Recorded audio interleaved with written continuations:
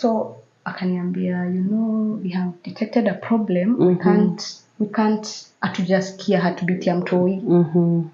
Nikamwambia tangu lini, because I was here last week na niliangaliwa.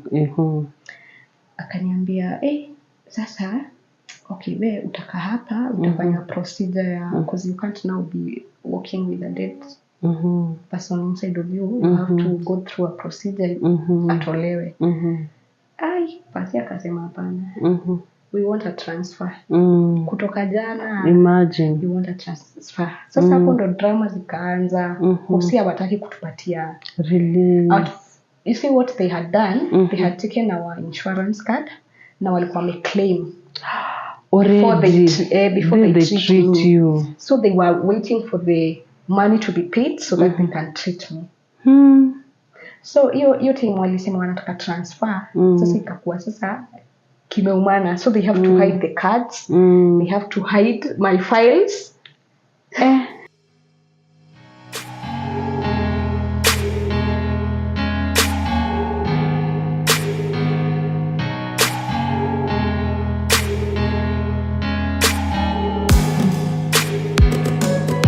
Hi, welcome to my journey of grace. I'm your host Julia Omboi. Thank you so much for watching, subscribing, sharing, and those who have not subscribed, please subscribe to my channel.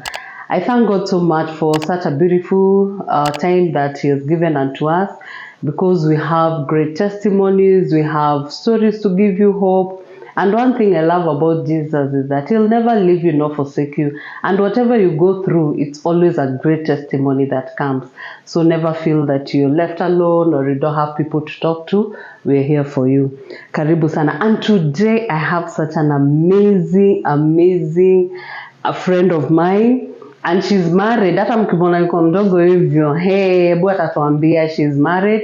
And she has such a beautiful story where she's been brought up. And one thing about Pauline is that, she grew where her parents used to sell CHANGAA, and she never even tasted, and she got saved. She's serving God, she's living so well. And they used to live in a slum area. Like, God is just so faithful. I just love Jesus, the way He does things. Thank you so much, Pauline. Are you busy when it's stylish, makeup? Now makeup, she did my makeup. So now she did my makeup. So tell us, who is Pauline? Hi, my name is Pauline Wanjiru Ndwati Idris. And we interviewed Pastor Idris. Yeah. So you remember, guys, the one who was Muslim, turned to, this is the wife, Kikuyu. Karibu. Asante. I'm married to Pastor Idris. And I'm a mom of one. Wow. Yeah. Wow. Karibu sana. So tell us, now shout kidogo, tell us, umegrowia wapi? Okay. Mimi nimegrowia Juja, Murera. Inaitwa? Murera. Yeah. So, but before then we were living in uko Runda. There's a skishagi, a slum called Huruma. Mji wa Huruma. Pia hapo panaitwa Huruma? Mji wa Huruma. It's a slum. That's where I was born. And I was born as the firstborn in a family of 4. Nikagrow, nikapata kwetu kuna uzwa CHANGAA. So in those years, my dad was the richest because me alikuwa anauza sana. So it was, I didn't understand. Me nilikuwa najua that's the life. Then at that, in my childhood, they used to fight a lot with my mom. So they used to fight a lot? Yeah, they used to fight a lot because he's drunk. Unajua ulevi kenye inataka kwa home. So mostly nilikuwa napelekwa kukaa na shushu yangu. Oh, when they start fighting. Your shushu lived nearby. Okay. So I used to go there, stay. Now shushu is Mokorino. So shushu alikuwa mpeleka church na anafunga kiremba. So I grew up loving God. As in, I grew up loving you like your church because home was chaotic. Yeah. When I go to kwa shosho, it's so peaceful. Kazi ni kuimba tu, wenda church, you know. It was so fun. And then that's what I can remember. That's when I started going to church. I have no history of my parents taking me to church, but I remember shosho did that. Yeah. And let me ask you, when your dad is it your dad selling or your mom selling? Because now your dad is drinking, ana make alafu anauza tu hiyo. As in, actually, it's like it was more of a family thing because Buka was doing that. My uncles, you know, it was like a family thing, a family business. It was a family business. So alikuwa na make na kunywa tu. But then God akatusaidia. We were able to move from there to Juja. And when we moved, I think it was in 2003. I was very young. It was so chaotic when we moved. It's like sasa mzaya aliamua ni kukunywa. And that time when you moved, are you still selling? But then, did you ever like make it, sell it to people? Making it. Kuna videos zingine naonanga za secular music, the musician wa Kikuyu, and I see our videos there, you know. Yeah. So it was, as in, people knew us. Even so many people know me. Like other places nasalimiwa, kumbe it's because they knew me from So, and how are you feeling that you're selling? Ama uko na notice? Sikuwa najua. I was very young. I think I was very young. Okay. So we moved to Juja, but then ikakuwa mbaya zaidi. Because sasa ikakuwa ni violence sana. Then my sister was born. And venye alizaliwa, hawajachana sana na bradhangu. So my sister is small. I remember my sister ni kadogo, and then mom is pregnant again. Wow. So and when she's pregnant, I saw them fighting a lot. So, and how are you feeling at that time, seeing you're young, your dad is fighting? How are you feeling? How was that making you feel?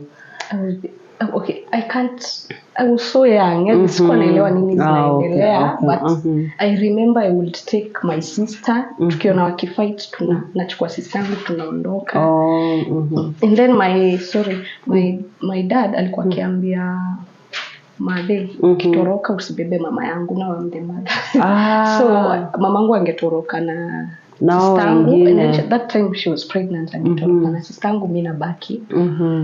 And my brother was born in that violence. Actually, I don't know how he was born. It was very bad.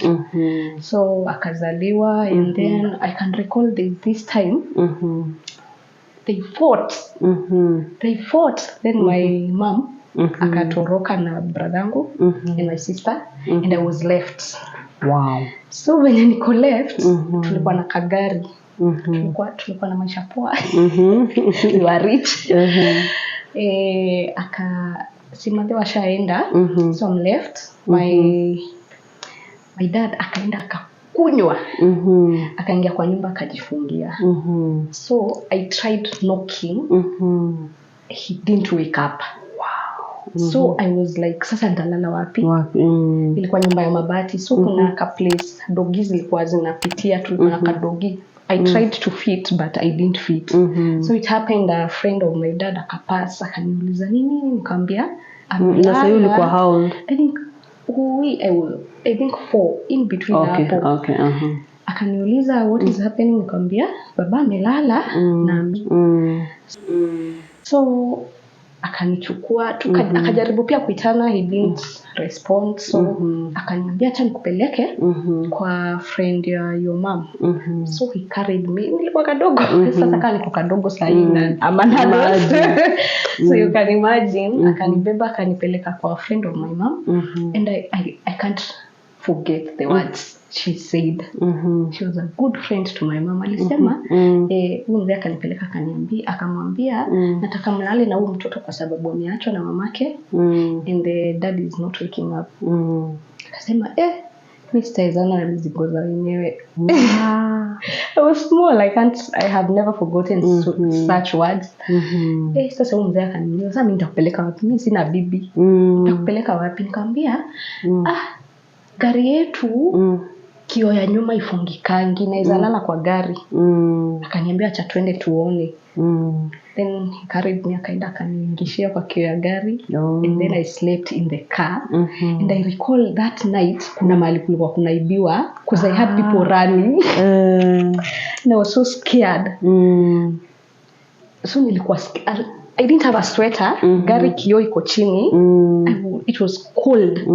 So nikalala the whole night until morning. So my dad woke up akanipata kwa gari.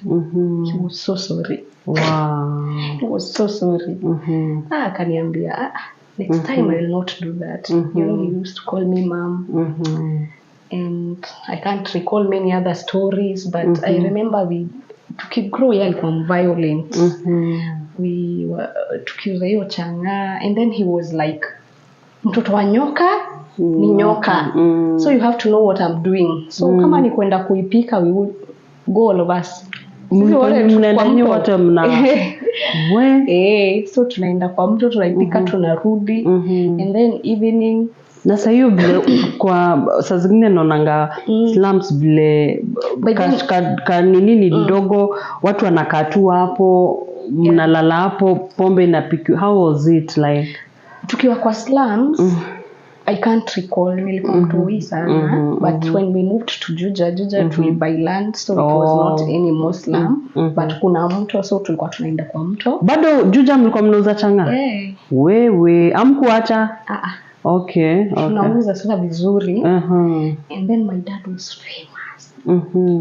But sasa jina yake haikuwa inatoshana na mwili yake. So polisi wangekaa wanamuuliza kwa Pindwati. Nani yeye sasa? Anaambia hata niwaitie. Anahepa. Yeah, so we used to tunaenda kwa mto make, but ikakam point ikakuwa ni ukipatwa unashikwa, so tukaanza kuimekia kwa nyumba. So hiyo maji yenye ina make tulikuwa tunashinda mchana tukichota tujaze hiyo tanki. Na mnachota wapi sasa? Kwa mto. Kulikuwa na mto? Kuna mto, so tunaenda tunachota tunajaza. Nani safi hizo maji? Maji ya mto tu, because by then there was no any other home.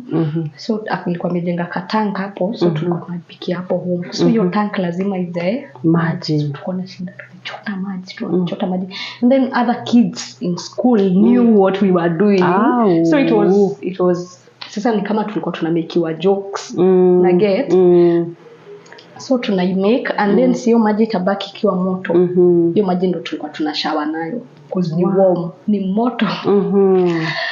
So and then kani shule tunaenda tulikuwa tunaambiwa tubebe maji na kibuyu ya kuosha class. So tunabeba maji gani? Hiyo tu. And to some point ikikaa like 3 days inaanza kutoa sasa hiyo harufu ya changaa. So at some point ulikuwa unabeba maji na mwagwa chake akiwapitisha hivi anachukua yangu anamwaga.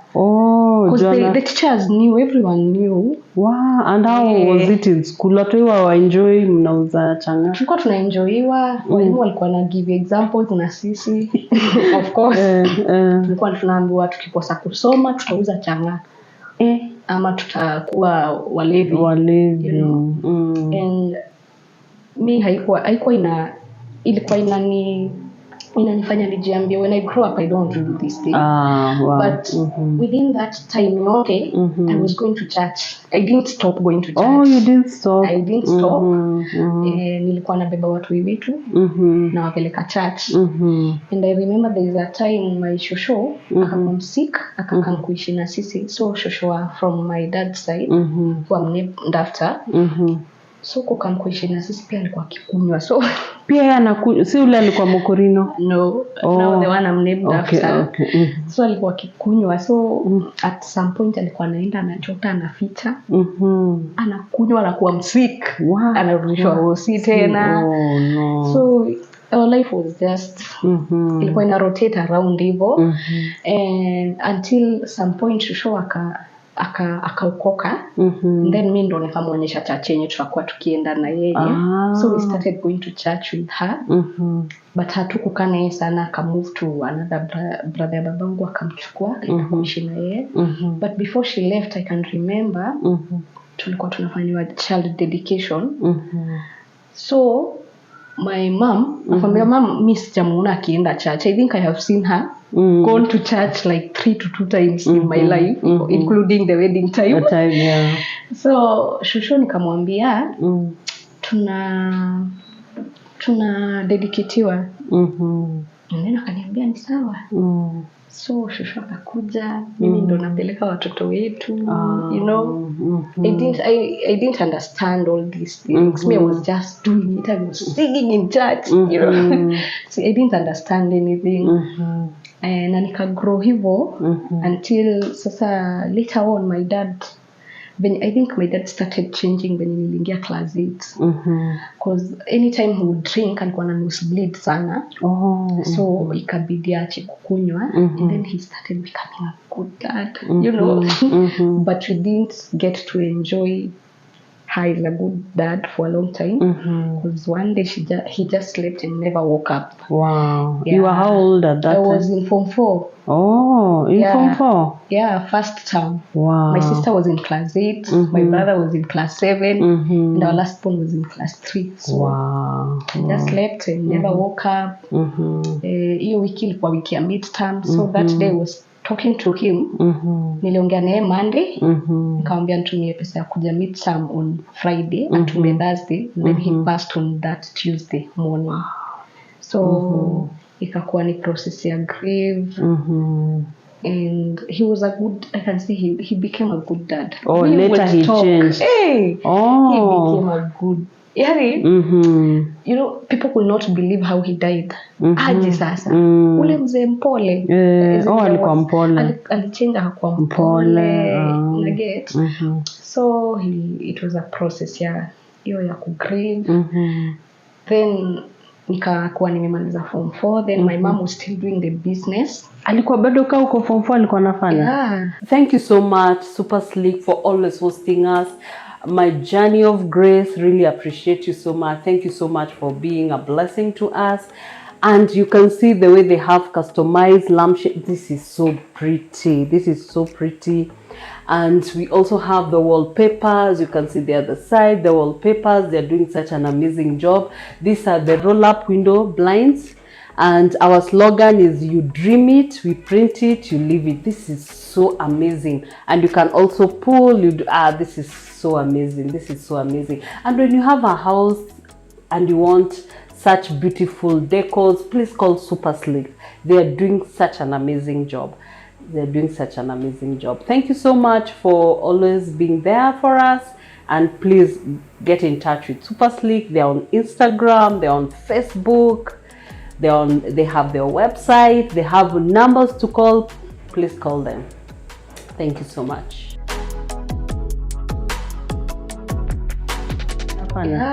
Na watu walikuwa na come hiyo time.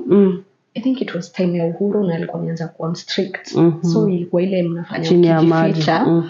Na venye nilimaliza Form 4, I remember kuna time ikasemekana pombe imwagwe. Nakumbuka. You remember that time? Sasa simi nimemaliza shule. I had not gone anywhere. I just done computer. So the rest of the day nashinda kwa nyumba. So mama kaenda kunitafutia college. And I was left. Nikiwa nimelala nikasikia watu wamebisha. Watu wamebisha. Na sasa hii kubisha washavunja gate na washaingia. Sija lock mlango. So hata already wako ndani. So that's when nikatolewa. Nikazungushwa nyuma ya nyumba, nikatoleshwa pombe ilikuwa na kibuyu. Nikapelekwa police station. And ni horror. What? It was. Na sasa unalia ama unafanya? Nalia. You know, I'm telling them. Si mimi na uzanga. Hii ni biashara ya madhe, you know. nikapelekwa cell. Hakuna mtu anasikiza madhe anajaribu kuambia huyu ni mtoto wa shule, hakuna mtu anasikiza. Wakanitoa hapo police post, wakanipeleka Ruiru. But hawakukuchapa? Hawakunichapa, but I was tormented. Unajua ni watu wametujua for long, so they have a history of us. So I remember hata kuna mzee alikuwa akisema huku mtahama, huku tuta make sure mmehama. And then I was like, hatuwezi hama, tumejenga. So nikapelekwa Ruiru, and then usiku nikatransferiwa to Thika. Nikakaa for a whole week. My goodness. What? Ulika self for a whole week? Ilikuwaje? Nilikuwa nalia, hao wasichana wananiuliza unalia. What? Uko ndani? Wananiuliza unalia nini sasa? Ati pombe. Na sisi wenye tumeua. Sasa unaogopa hata. So nikakaa hiyo wiki. Na sasa hiyo mama anakam? Anakuja. But akikuja anakuja kama amejificha juu angeshikwa. Pia yeye angeshikwa. So they bribed. Tukaa hiyo, they had to go behind scenes and bribe. And then huyo lawyer akakuja akaniambia usikubali kusema uko na miaka 18. Useme wewe ni wa high school na ulikuwa umefukuziwa school fees. Because ukisema uko 18 utafungwa, umefikisha miaka ya kufungwa. So I lied. Kama miaka hata nilikuwa nimefukuziwa school fees, nini wakanisikia. Kwa hivyo ulienda kotini? Nimepelekwa hadi kotini, nikaulizwa pombe ilikuwa nani, nikasema ni ya mama. Anauzanga ndio atulipie school fees juu babangu alikufa. Wakanisikiza and then nikatolewa. Na bail ama ulitolewa? Walilipa some good amount. And then nikaenda home, but mother akasema siwezi kubali ukae huku cause hao watu bado wananifuatilia. Cause hao ni watu wamegrow wakituona tangu tukiwa watu hii. And then I felt like they are taking advantage that my dad is not there anymore. So it's like wanataka tuangaisha watu toe hiyo place ama I don't know. So my mom told me you'll go stay with your aunt. Tupate shule, then tukulipie uende. Na so ya auntie anakaa wapi? Auntie yangu alikuwa anaishi hapa Katani. Okay. So I had to go stay with her. Nikakaa na yeye for 2 months. Mama. Then my brothers za babangu, they are very supportive. And I really thank God for them. Wakasema, when my dad passed, school fees yetu ililipwa yote. By them, like my mom never paid anything. Alikuwa anafanya tu shopping. So wakasema atafutiwe shule haraka tulipe. So that's when college sasa. Nikauliza nataka kufanya nini? Kwanza nikasema nataka kufanya catering. Nikapeleka leads. Hapo tushajaza forms, nikaambia anko msisikii kupika. Mimi nataka kufanya beauty. Niambia beauty sani gani? Chuali.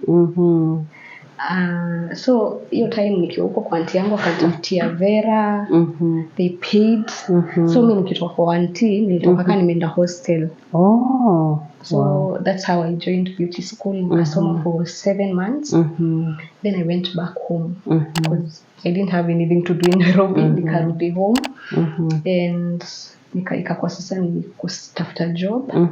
Na sasa hiyo umerudi home, bado mama anauza ama aliacha? Aliacha. But after I was arrested, aliacha. Kabisa. Aliacha kabisa. Ilikuwa mbaya. Ilikuwa mbaya sana. Alikuwa anathreateniwa na wazee. There's a time after I joined college, nikaenda home Christmas. Madhe akakuwa ameenda. So tulibaki watu wengi peke yetu. Hiyo jioni sio venye tulikuwa tunaenda kupigwa picha. Christmas tunavaa nguo tunaenda kupigwa picha. Tukapigwa picha tukaenda home. Kumbe tulifuatwa na watu. But the good thing venye tuliingia kwa nyumba, we locked hii ni ya chini tukaika padlock. So they broke windows, they tried kuvunja mlango, hata tukusikia anything. Asubuhi ndo tulipata kumevunjwa vioo. So nimerudi home. Sistangu na brother wamejoin high school. So niko na sister kangu kadogo. So what mom did, aliona this place is not safe for her. Alienda kafungua club Kiambu.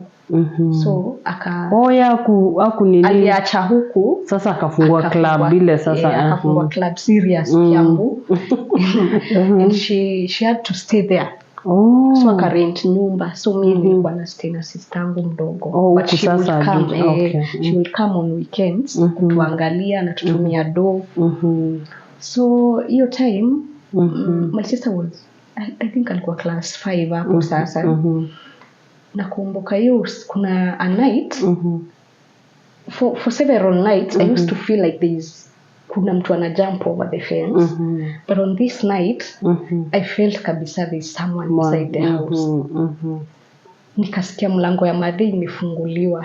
And I was like, girl, it's happening. It's a dream anymore. So my sister is here. And I'm feeling there's someone inside the house. Na ni usiku. Nyumba yetu ni kubwa. So if you scream, it was a voice inabaki tu hapo. No one can hear from outside. And then neighbors, nyumba kila watu wamejikalisha. So you can't hear easily. So I get naona katoch kanatembea kwa nyumba hivi. Katoch. And then all of a sudden I feel like I can't just sit here and do nothing about it. Nikashuka bed. Nikafungua mlango sasa tukapatana na huyu mtu. You know? Tukapatana akashtuka akachilia torch. And then he ran outside. I think hakuwa afikiria kuna mtu. He ran outside. Mimi sijui nilitoa nguvu wapi. I ran after him. I wanted to see who is this. At the back of my mind, sifikiria mtu anaweza nigeuka anifanyie kitu mbaya. So nikakimbia, nikamfuata, nikaona ni nani hata. Nikamjua. Nikacall mom, nikamwambia mom, nini imehappen nini na nini. So she came in the morning. And yeye ni alienda kushika huyo mtu, alipigia polisi hawaendi kumshika, ni alimuendea mahali alikuwa. My mom was tough. Akampeleka police station and ikakuwa sasa tena huko kazi ni ngumu juu. We are not sleeping in peace. Juu sasa kaya yako huko job na sisi tunaangaishwa huko pia. It's not inakuwa pia security. Juliza hata hii pesa natafutia nani. So pia Kiambu akakaa akafunga, she came back home. So akaacha. Then we stayed until I think 2016 huko katikati. Na sasa anaenda church ama tu ameacha tu. Mama anaenda church up to now. So she comes back home. Nikakuwa na mimi sasa nishaanza kufanya job zangu za beauty. And in 2017 kapata job Tao. So I started working in town. And nakumbuka nilipanga home. Mamangu ni mtafu. Si wale wa kukuachilia ataenda ukaishi peke yako. So I had to move and go. So nikakaa 2017 28 nilikaa 2016 2017 2018 I was living in Zimmerman. 2018 that's when I met Idris. And we started dating. Mlimit wapi? Tulimit in church. Of course. Nishakuwa church girl sasa ile serious. Now by the way have you ever been tempted like kutestiwa changaa nini? Okay, sikukunywa changaa. But I once drank nikiwa college. Nilikunywa nikafeel naweza kufa because nilikuwa mtu wa ulcers. So I drank zikaamka and I started vomiting blood. Nikaacha kabisa. So tungeenda parties, mimi nilikuwa nashikia wengine bags. And I'm like, nimalizeni turudi. So I don't have a history of drinking that hata madhi akaiza sikia nilikunywa atakata. Hiyo anakutetea. Mtoto wangu hajaifanya kitu kaya. Until sasa that's 2018 I met Idris and we started dating. And nikaenda nikaambia madhi, mama najua mimi nafanya harusi. Akaniambia ati harusi. Lakini unaweza fanya, wewe ni mtu wa church. So it was a joy. After all those years again, it was so much joy. rorashio ikakuja, but sasa being from a family of Muslim people are confused what is going on. Because nakumbuka wakikamrorashio ilikuwa time ya Ramadhan. So walifika hivi wakaitisha carpet wakatandika kwanza waombe. So watu wanaulizana anaolewa tena na Muislamu msichana wa kanisa. So it was hawako wanaelewa. But your mama alikuwa umeshamexplainia na Idris, my aunties, everything, and then it was a moment to feel proud of me. It was for real. So they were all excited and wedding ikakuja. Na walikula hiyo siku ya Ramadhan? Walikula? Walikuja late. Wasi. Ndio wasosi. Hiyo ni wise anyway. But we had an easier time in planning, but akukosangi one too. Of course from them, not understanding that how will our son marry a Kikuyu and you know, but me haikunipea hard time. The wedding was planned and the wedding was beautiful. Very. It was beautiful. And that's how we got married. So your journey hiyo ya wacha kwanza tuseme hiyo ya ku get married through what were your relatives saying, because unajua at least mom alikuwa amesha an idea, so ni imagine Islam unajua vile ujifunga wamekam. How was it like my aunties, my uncles, alafu vile ameshajua wewe ni wa church kabisa? When tuliomba wedding niliambiwa lazima niende Murang'a kwa buka yangu. Nimuelezee si Al-Shabaab. Si ati si Muislamu, si Al-Shabaab. So mama prepare kaniandikia list ya vitu zenye nitabai and she took me there. Tukaenda Murang'a sasa wewe. Kukaa yuko bado? Tukaenda Murang'a and I explained to kukaa na sasa watu wa Ushago hata ndio walikuwa na issues. Kushinda. I don't know why. Yani ndio uangana parents issues. So nikawa explainia, nikawaambia mimi wani release na kukaa kasema you have my blessings. Sawa. And then mfanye harusi and they were very happy in our wedding. I can imagine when all came. I think whatever after the wedding, what was not easy for me was culture shock, because now the things that they do we don't do, and what we do they don't do. So ikakuwa hizo manza za kwanza unashangaa how now. Kwanza me don't understand how they keep coming to our home. Wao wanaishi hivyo. They live a community life. But me I don't know that.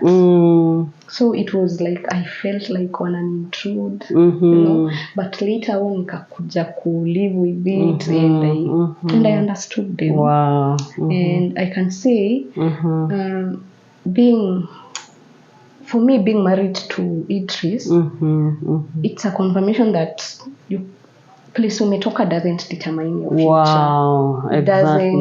It doesn't cause. Hata juzi I was just seated and I thought kitambo nikiwa mtoi nilikuwa najiuliza nikigrow nitataka kuwa nini. And I remember a thought of being a pastor crossed my mind, nikajiambia what? Siwezi taka. Sasa hiyo ni nini surely? You know? But I thank God because I can say that he's saved. Because you kishina mtu, that's when you get to know the person, and I can say that hata mimi faith yangu place imefika, he has helped me grow and learn a lot and understand that pia ye place ametoka haiku determine future yake. Very true. Haiku determine. So to us I see like God bringing up a new generation through us, because our family was like this, their family was like that. So us coming together, it's God giving us a chance to bring up a new generation from our families. Was Idris ever afraid, like the way you told him that si tulikuwa tunauzanga changaa nini? Was he ever afraid alafu tena umeenda jela? Alikuwa actually Mimi ndio nilikuwa naogopa. Nilikuwa namuuliza na sasa tukioana alafu niambie unataka kurudi huko kwenu ni Muislamu. Aniambia mimi nisha decide, nishaamua. I think that was my biggest fear in that relationship. Other things we could have sorted, but that one ya faith arudi tena huko ingenirudisha pia mimi behind. But the time we met, I told him everything about myself. I told him you really, and that is very important. Like when you're dating, please share like the truth, because the truth is always come out somehow. Hata ukificha utakutaka tu na mtu akwambie bado news angachanga nini, like it's always good to be honest. So I told him everything and he told me everything. So na pia alikuwa mbaya, si ati alikuwa mpoa. Sasa si ati alikuwa mpoa. So hata hiyo story yangu ya pombe ilikuwa shadow. Alikuwa shanga. Sasa hiyo ni story manisho. Hiyo ni story. Na alikuwa gangster. Okay. At least me don't have a history of being a gangster, you know. So as in, even now, mama anakuanga so interested to hear about him. Akwaje, they are all surprised of how someone can even change from a Muslim to a Christian. So in another way, they got to see how God works through it. Amazing. As in, pia wanakamkula vitu zingine zenye hawangi waijua. Awesome. So it has been amazing. We thank God for the fact that we have come, and we are looking forward to many years. Like Amen. Kafika. Amen. Now let me ask you about the violence that you saw. What do you think about it right now? Because there are still people who are out there, they are so violent to the wife. And remember, you also have a brother who is seeing what the dad used to do. For me, I fear violence. Me ukini point hivi, I'll start shivering because it was not good. And when we are having issues in our home, I try as much to go low so that we don't get to that point of violence. Actually, me hata ukini raise your voice, I can cry. Because it's so traumatizing, and I don't think anyone should go through violence. True. There's a better way to handle issues other than violence. But I think kila mtu ako na life yake. True. And the decisions you make when you see, I feel like if babangu angekuwa na life, angekuwa tu mpoa hivyo, tungekuwa na miaka mingi ya kuenjoy na yeye. But because most of his lifetime he was violent, and then when amechange he goes. Did you like fear him when he was violent? Imagine I never feared. He was a good father, I can say. He was not violent to the kids at all. Ni wife too. Na niyo time ni akikunywa. Akiwa soba mko tu sawa, mko at peace, but he was a discipline master. Discipline tulipewa vizuri. Mulichapa. And how is your mom now? Like, do you guys talk about Jesus? Do you how is your mom doing? Okay, my mom, mamangu, okay, I talked to Shosho about her life, how she grew. My mom grew in church. So Shosho unajua ni mkorido. Shosho ananiambia, mama kwa hata amechaguliwa ni mnabii, So mimi niko zile za okay. But coming to think about it and seeing her and seeing her how she sees things even before they happen, I get to understand she has the gift in her.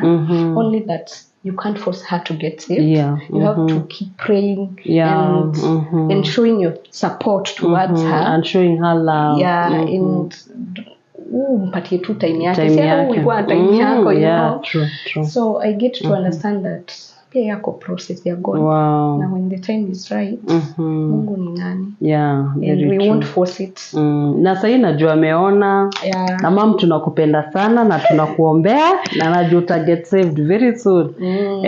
Very soon. And they also love Idris so much. Yeah. Especially Shosho. Shosho calls me and tells me, kijana wangu. Yeah, tulikuwa coordination walikuwa pia. Ananikuuliza, kijana wangu anaendelea aje? Bado anahubiri, you know. And it gives me so much joy and to but they do, you know, those people who used to see us in a certain way those years. Yeah. Right now they see us in a different way. Yeah. Right now nilifungwa job karibu na. Imagine. You know, they come, they respect me. But I think it's because hiyo time na mimi sikuitake in a negative way and start kuanza kujihurumia, kuona venye nachukia. I still knew God had better things. Yeah. You know, in Jeremiah 29:11, he always says that he has good plans for us, plans to give us a hope and a great future. And it's not evil plans, they are good plans for us. And at times people name us, like how wanatu name, ule mdemo, ule mama alikuwa anauzanga CHANGAA. You see, but now God has really lifted you up. It's not even remembered. Sahi, they don't even remember. Hata ukiuliza, mtu akiuliza, unajua kwa Pauline? Ule Pauline wa pale, like kitambo ilikuwa ule wa wa CHANGAA. You know, whatever seasons we go through in life, they won't stick forever. Imagine kuna time hata hawatakumbuka. Like now I tell myself, hata wakumbukangi kitu kama hiyo. And the way I went, kwanza hiyo time nikishikwa venye nilikuwa ashamed, niliaibishwa mbele ya watu. Right now hata kuna mtu anakumbuka hiyo story. No one. Awesome. Wow. Yeah. Wow, that is nice. I could like you to encourage others, like those who have gone through what you're going through. Na pia kuna labda wengine pia wako hapo wanauzanga CHANGAA. What could you like to tell them, and especially the children? And something that you shared about school, you see at times that teachers also traumatize in a way, instead of bringing also the children, like uo kunywi, uo umejipata tu hapo, and it's not by mistake umejipata hapo. So I think it's also good to share, like, I think it's not, you can use this camera. It's not okay to criticize someone with their weakness. Instead of doing that, you can do better. You can approach a person in a better way. Wow. Especially teachers. I feel like teachers need to improve, especially walimu wenye wanajua life za watoi. Kuna walimu wanajua baba za watoi fulani ni walevi. I think you should be a savior to that child, and mentor that child mentally, because even the child is going through a lot.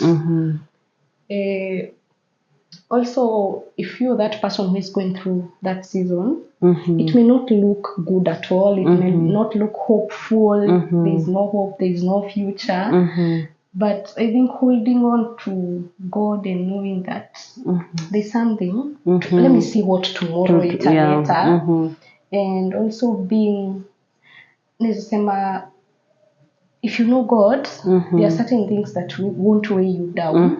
Zitakuwa for a season, but they are meant to encourage you through the journey, which kama nimesema mimi nilicreate hiyo life nikiwa mtu mdogo, so hata sikuwa najua ni nini hizo. But I can say watu wenye wako chosen wa God, God gives them strength to very endure. True. Very true. I think it's about everything there. It's about God. Do you know God? Do you have an idea of what God can do? And what do you see about yourself? Because if you see only how you see it, in a determined pia venye itaend. You have to see the big picture of it. Yeah. Wow. And the last now, maybe just something, if you're comfortable to share, you can. And if you're not comfortable, it's still okay. Your journey in marriage, now that you have one kid, have you ever gone like in a real storm, like going through the valley of the shadow of death? Like, have you ever been there deeply?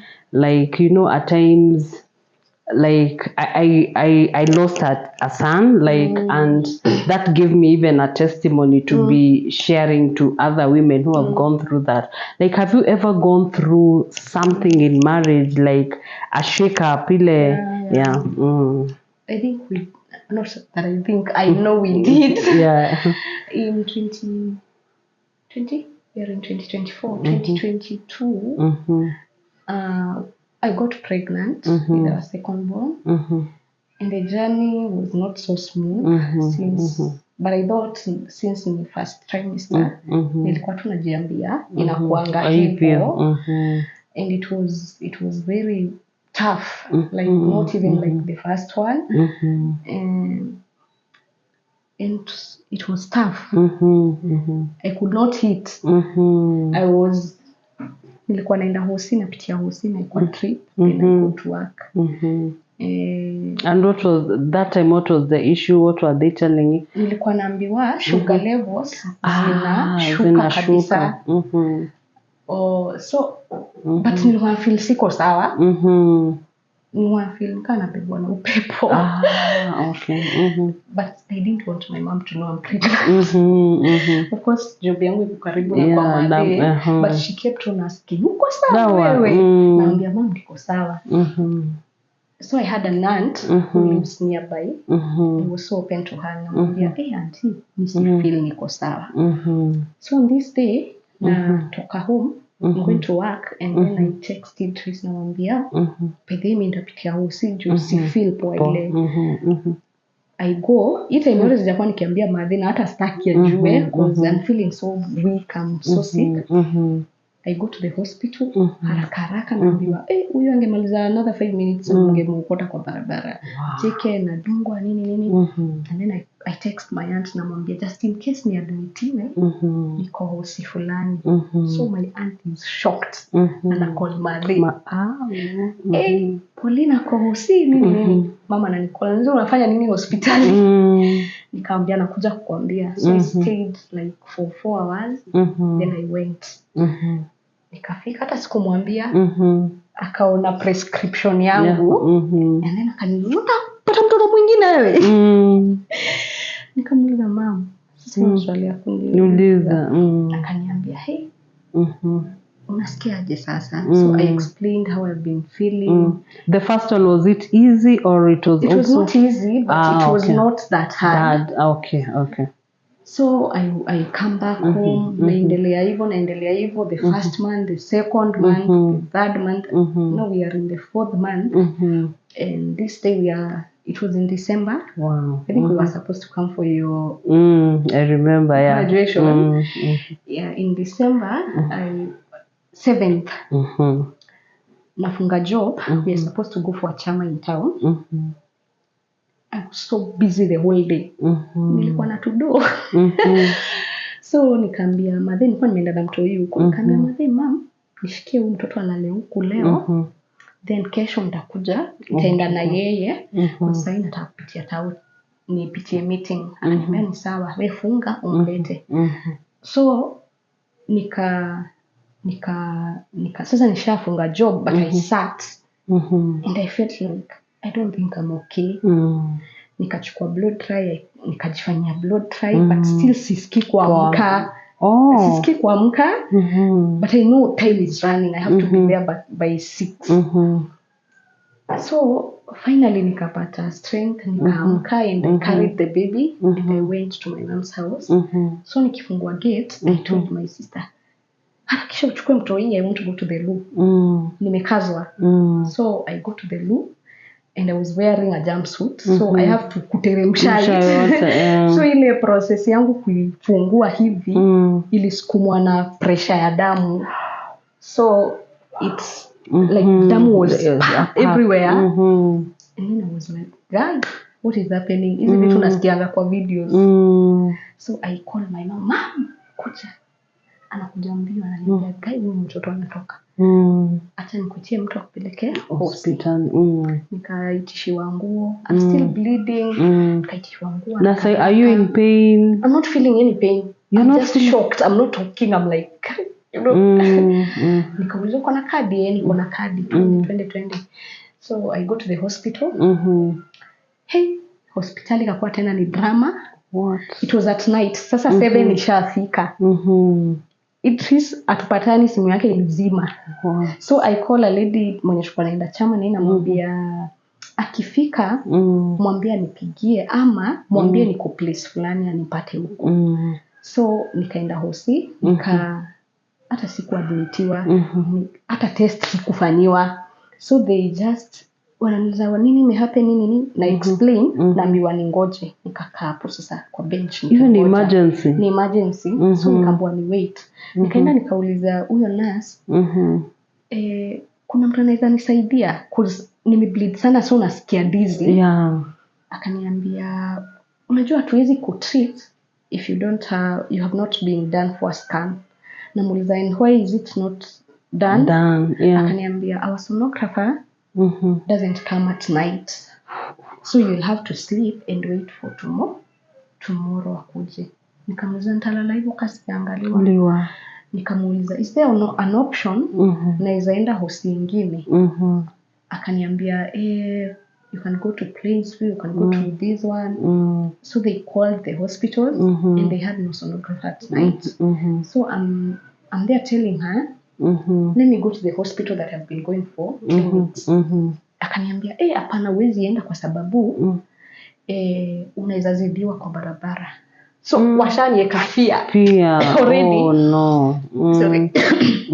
So nikacall Idris akanikola nikamwambia venye nimeambiwa. Nikamwambia nimeambiwa nilale. But then they had another option. Akaniambia tuko na option nyingine tukuitie sonographer, you pay him 1k cash. Nikamwambia don't have a problem, I'll pay. But by then nishawapea kadi.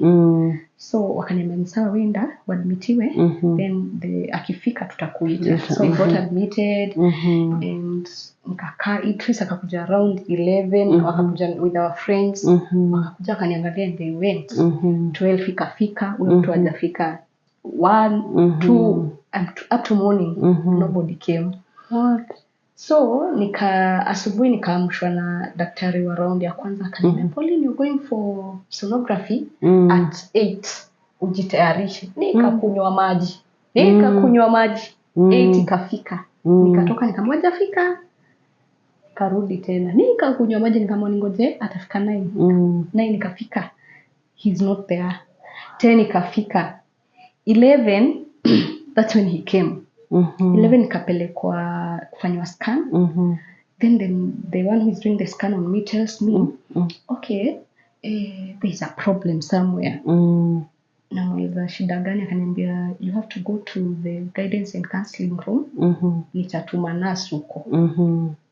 Hiyo time nikitoka napatana na pasi and our pastor's wife they had come together. So namwambia nimeambiwa niende huko. Umefanywa scan twende. But by then wamekasirika kutoka jana. So nimepelekwa hapo nikaambiwa and then the scans were bringing different months. Ingine nasema niko sijui 6 weeks. Ingine nasema sijui niko how many weeks. Ingine nasema niko how many So akaniambia we have detected a problem. We can't atujasikia hatubitia mtoi. Nikamwambia tangu lini because I was here last week na niliangaliwa. Akaniambia sasa okay we utaka hapa utafanya procedure ya because you can't now be working with a dead person inside of you. You have to go through a procedure atolewe. Pasi akasema hapana. We want a transfer. Kutoka jana. Imagine. We want a transfer. Sasa hapo ndo drama zikaanza. Usi hawataki kutupatia. Really? You see what they had done? They had taken our insurance card. Na walikuwa wameclaim. Already.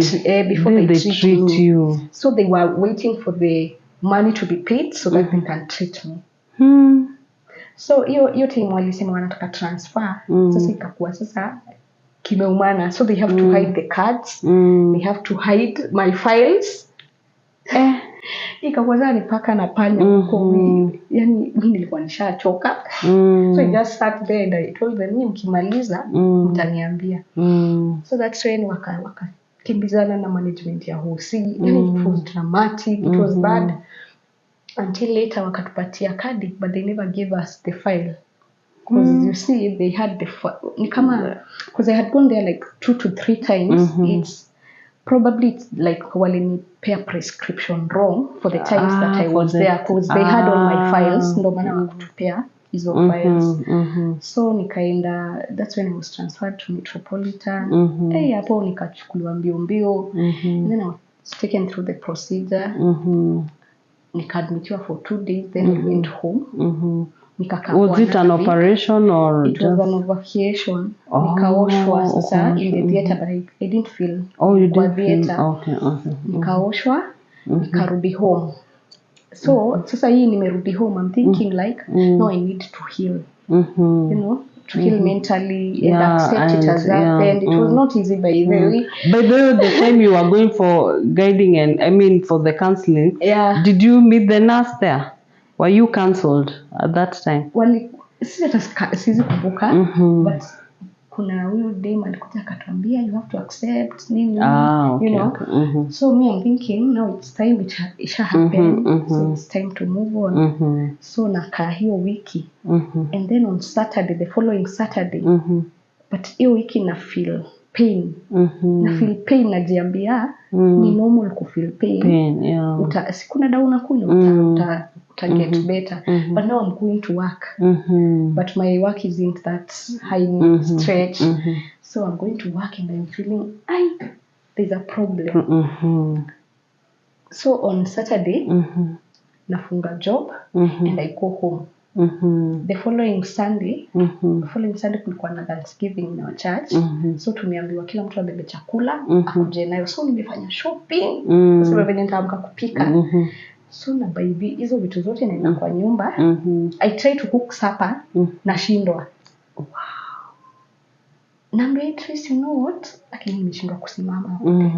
So yeye anashindwa. Si ulishatibiwa. Nini tena, you know. So nikamwacha hapo, hata sikupika. Nikawacha hapo na mtoto and I went to sleep. Between, I think it was 10, between 10 and 12, I was in so much pain and I thought nasikia cramps, painful, it's like I'm in labor. Naenda cho, narudi. Nikakunywa dawa na feel hapana, it's not going away. Actually ina prolong sasa. It's now actual labor pain sasa. And then namuamsha, nikapata ameshalala huko kwa kiti, nikamwambia guy, it's bad. Sasa hapo ikakuwa intense. Now I can't even stand, I can't sit, I can't lie, I can't do anything. I'm in pain. Sasa ikakuwa ni process tena ya kupelekwa hosi. Kupelekwa hosi mbio, I'm vomiting, I'm running out of breath. Nimeenda hosi na dungwa painkiller haifanyi. So I'm in pain. So I hear the nurse telling each other, itabidi tumemu-induce aende tu into labor. What? So I'm like, kwani niko na mimba ingine? So asubuhi nikaambiwa, hiyo usiku yote sijalala, nimelala tu na pain yangu. Asubuhi naamka naambiwa tunapewa dawa ya induction. So I was given the medicine. So much in labor sasa. Nashindwa hata my laboring for. So namwambii ulioshwa. Anajua, you know, my documents are all there. So that's when the doctor that mwenye aliniosha akafika. Akauliza nipatieni file. Akasoma kuuliza nani amefanya hii? Nani amefanya hii? Hapana, this was not supposed to be an induction case. Hii ni theater haraka. So then again I was taken to the theater. Sasa tena nikuoshwa. By the I thought I'm dying. It was so painful, but I thank God that after then, sasa nikakuwa, I just go for clinics, sikuwa na pain tena, but now it was so traumatizing. I was going through a lot. Nimeoshwa tena, you know. So the first one wakuosha poa, or what was the issue? Did you ask? Venye nilioshwa, kulianza, the hormones that zinaambianga mwili you're pregnant zina send vitu za kubuild mtoi, they were still active. So the hormones were still active, so zina produce. Na kenye zina produce in a form, I can't recall, but it's some kuna vitu zina grow tena kwa in my womb, so they had to go and zitolewe. So tena ikakuwa hivyo, ikakuwa sasa it was tough. I was not talking to people. I could not understand why God could do that to me. I could not understand kwa nini kulikuwa na so much confusion. There was so much confusion from scans, from hospitals, so much. But ikakuwa ni process that went on for a long time. I think even last year I was still in that process of healing. But anytime unaenda kuheal unapatana na mtu mwenye ajui kenye umepitia na kuuliza second born ni lini, you know. And I kept telling, actually hiyo time nilianza kwenda clinic, nikaenda clinic kwa gyna. So hiyo line naingia line kuna watu kuna ball. So I remember there is dem tumekaa naye hapa na niuliza madam, kwani yako iko na miezi ngapi? You know? Nikamwambia iko first trimester. Then I walked away. And I told myself I'm not coming back for clinic again. And I never went back. I'm going there to do what? So imekuwa sasa ukienda kuheal, mtu anakuja na kukumbusha. So hiyo process I can say it take mimi ku accept na kuambia God, by the way, you knew better. Probably maybe hata ningepata mtu hii, I don't know what would have happened. True. You know, so it has been a process. That was the toughest time of our marriage. It was tough. I saw my husband so sad, very sad. It was tough. And then our baby was still young. She came to visit me in Hosi. Akashtuka sana. So it was tough. But I can say I'm healed now. That I can talk about it comfortably and tell you, by the way, hata mtu akiniambia sasa nipate single born, namwambia okay, atakuja tu. God's timing is the best. So I thank God for taking us through that. Sasa hapo ndo tulijua ile for better for worse, what it means. Hapo inafikanga unajua in sickness and in health. Very true. Wow. We thank God for taking us through that time. Also thank God because we were able to clear the bills. They were huge bills. Na sijui kama tungekuwa na ako kakadi tungedo what. Thank God for taking care of us in those seasons. And God is faithful, and I believe now that you heal, God is going to give you strength. And again, you'll be encouraging other people. And it's not easy. That was a child that you see now losing, miscarriage. They're all, for me, it's grief, and you have to go through that. And I really thank God for you sharing the story, because there are other women there who will be encouraged, and also they will, you know, at times you go through things and you think, I miscarry, I'm alone, and nini. So thank you so much for sharing that. And God bless you for coming. I'm so happy that you left everything, you just came. God is going to bless you. Amen. Thank you. Thank you so much. I'm your host, Julia Wamboi. Thank you so much for watching my journey of grace. And please, if you're there, subscribe. And if you're not saved, give your life to Christ. There's nothing else like having peace and having Jesus in your life. These are days that you're living. They're just they're the last days anyway. So God bless you. Bye.